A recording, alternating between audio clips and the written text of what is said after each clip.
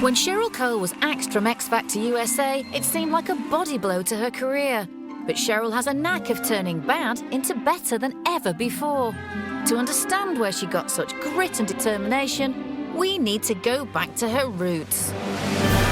It all started in Newcastle, a city rich in history and other old things where people are known for their keen sense of style and their polite good manners.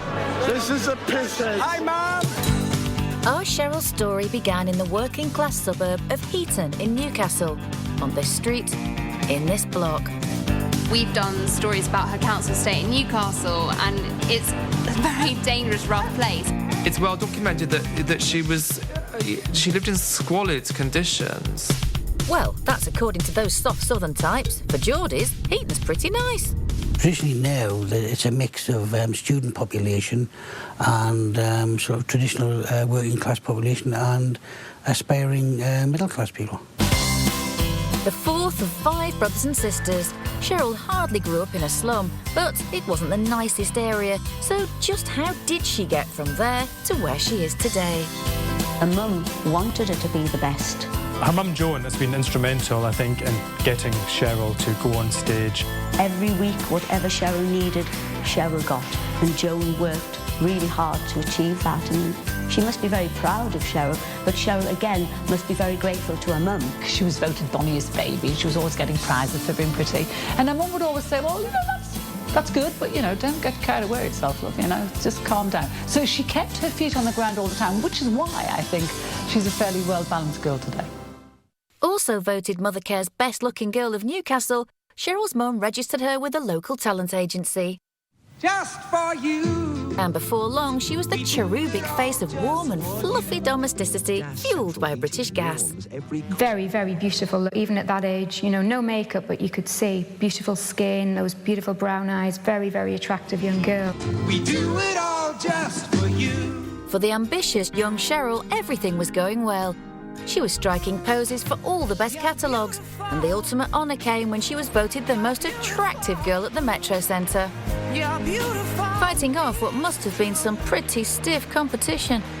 Cheryl attended the local Walker Comprehensive School, where her fighting spirit began to emerge. She was suspended twice for swearing and general bad behaviour. So this was a girl who left school at 16 without very much in the way of qualification. Her real passion was singing, dancing and even ballet.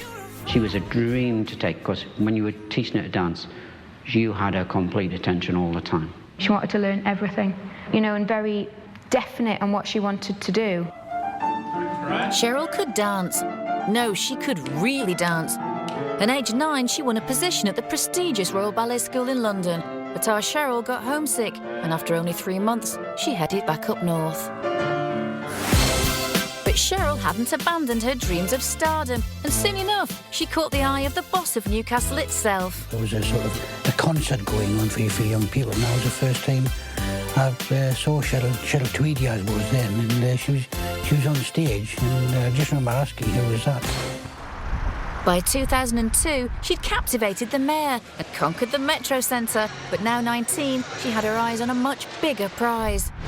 The world. Well, a big recording contract from a big new telly talent contest. Popstars The Rivals was a glossy Saturday night production with a revolutionary new format, the first ever boys versus girls talent show. The new show attracted thousands of starry-eyed hopefuls. I'm gonna live forever. I'm gonna learn how to fly high. Then a record industry mogul who could spot real talent a mile away appeared. That's the fella in the back. I guess I was the first one, really, to notice her. I mean, and let's, you know, be honest, you couldn't help but notice her. Although surrounded by beauties, Pete only had eyes for one girl. There was this stunning girl that was beautiful, had appeared. She walked through the door and radiated. There's no other word. I mean, she was quite a shock. If she ran through Borneo and was, you know, covered in mud at the other end, she'd still look bloody beautiful.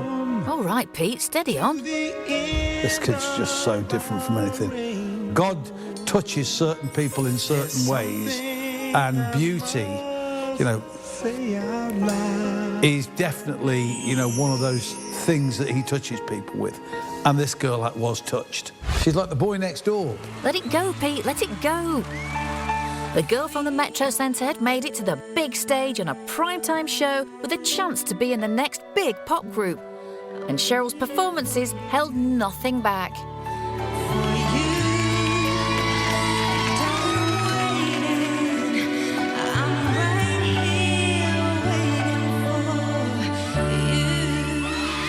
In the end, it was down to me and her and who would get into the band. So in the end, we had to kind of fight our corner, and the public chose for Cheryl to get in and not me. So, yeah, it was sad. The singer going home is Emma. Cheryl's grim-faced acceptance of her rival's defeat emphasised just how important the contest was for them all. The final of Pop Stars was horrific. It was so tense and so emotional. Despite drama, tears and a few tuning issues, the moment of truth came and made gripping television. Cheryl's reaction said it all. Cheryl! Cheryl had made it. She was in the show's girl group with fellow winners Sarah, Kimberly, Nadine and Nicola. Oops. Together, they were Girls Aloud, the newest incarnation of girl power. But the show wasn't over. In order to win, they had to beat the show's boy band, One True Voice, to the Christmas #1. In a revolutionary simulcast between radio and a talent show, Cheryl and the girls' future lay in the hands of a doctor. Not a real one, though. It's Girls Aloud. The girls' reaction showed they knew they'd made it big.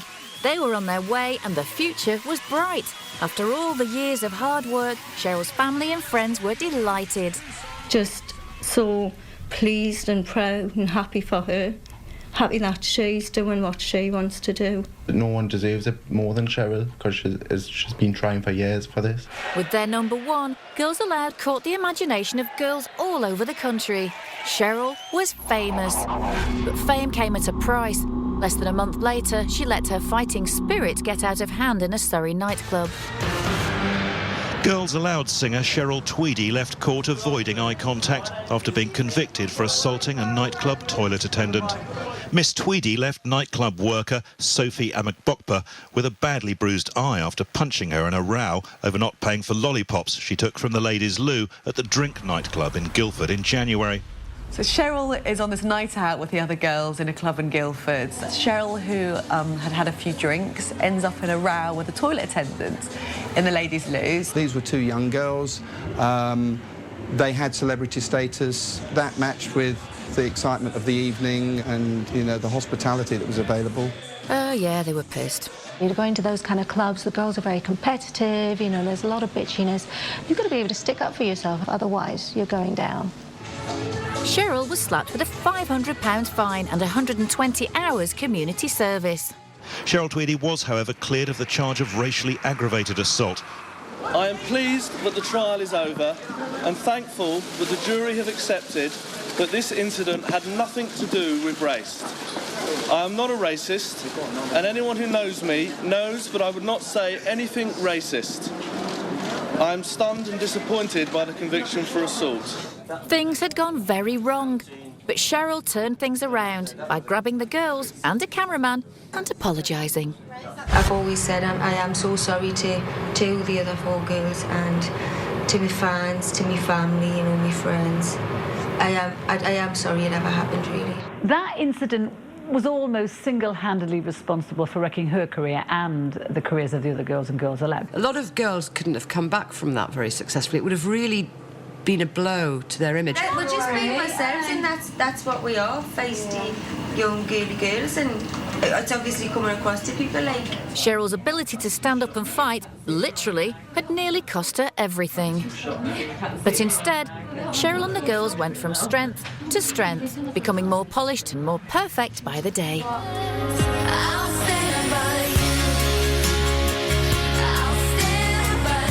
It wasn't very long that they suddenly turned into this really hugely popular, successful band. and became glossier looking and, you know, lost weight, which they didn't need to do anyway, but they kind of all got thinner. They all had brilliant stylists. Cheryl in particular had been transformed into the classy version of the girl from the council estate. She stood out actually more than the rest because she's more glamorous. By 2004, everything was back on track for Girls Aloud and Cheryl. They had a platinum album, another #1 song, and luxury apartments in a luxury building in a luxury corner of North London. But there was one thing missing for our Cheryl, a footballer boyfriend. Luckily, there was one just upstairs in the same luxury block, with an even more luxurious lifestyle, including multiple giant watches. But our Cheryl wasn't impressed with his chat. His chat-up line to Cheryl was, "Hey, hot lips, nice bum." He actually said that to me as well, but, you know, no, he didn't. According to Ashley, in an exclusive limousine-based interview, meeting Cheryl had been a very different ballgame. First met her, I was playing tennis with a few of my mates where I live, because obviously she lived in the same complex as well with the other girls, so we spoke for a bit and I asked her for a number, she said no. And then she gave me the number and that was it, really, that was history. And it could have been history if it wasn't for a clairvoyant. So apparently, Cheryl went to a clairvoyant and was told by the clairvoyant that, "I know you've been looking at a footballer and admiring him.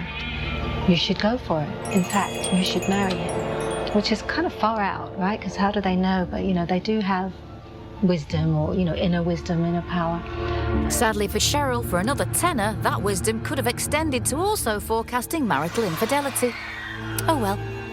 An intimate documentary proved that even for the most high-profile couples, life's messy realities had to be dealt with. Are you going to pooper scoop?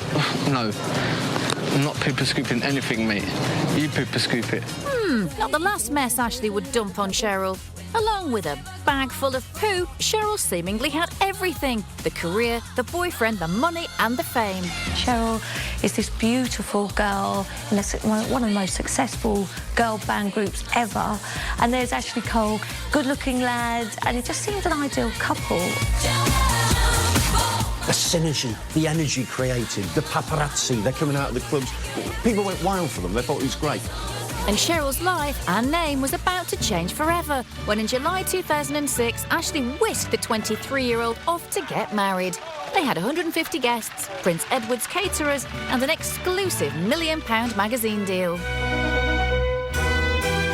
Cheryl and Ashley Cole's wedding was just so OTT, but I thought it looked wonderful. I thought she looked so beautiful and they looked so happy. I mean, to be honest, you know, the whole footballer's wife thing, and I don't get it. The wedding was over the top. They got paid a ridiculous amount for it, but it was kind of the big goodbye, I'm on the A-list now, won't be doing this again. Cheryl thought she'd hit the jackpot and yet again nearly blew it, this time on the lottery. They ended up doing this terrible promotion for the National Lottery where they both dressed up in, I think, these white outfits. This huge car. I mean, it was like the worst outfits you've ever seen. Him with his shirt undone, literally, to kind of belly button level. He even had his really campily his fingers crossed. Please don't let her find out about the other girls. Cheryl had gone from a Newcastle council estate to floating on a cloud with a footballer and a car. But it was music that had made her famous. She is a pop star. There is no question. The word pop star, or whatever you want to call it, applies to this girl 150%. In 5 years, Girls Aloud had produced 4 albums, sold out 3 UK tours and were well on their way to having more consecutive hits than any other girl band ever. Wow, who are they? Those beautiful, stunning girls, that's Girls Aloud. And the routines got sexier and the grooming, and it just came together and it was so incredible. It was quite incredible. She was earning fortunes. It was then that her fame just skyrocketed. Cheryl was living the dream in a floating on a cloud with a football away. But it wouldn't be long before the next twist of fate came along. Coming up, Cheryl becomes a TV star. When the opportunity came, Cheryl was the first person we called. And then, yes, everything starts to go wrong again.